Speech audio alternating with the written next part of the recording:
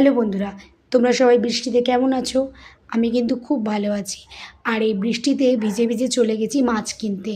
চলো আজকে তোমাদের দেখাই আমাদের এখানের মাছের বাজারটা কেমন।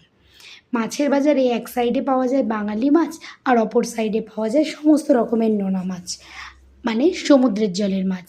তো এই দেখো, জ্যান্ত মাছও কিন্তু এখানে পাওয়া যায়। তো আমি দেখো মাছ কিনছি। কী মাছ কিনলাম? এই দেখো, এই গোটা মাছটা আমি কিনেছি, কাতলা মাছ।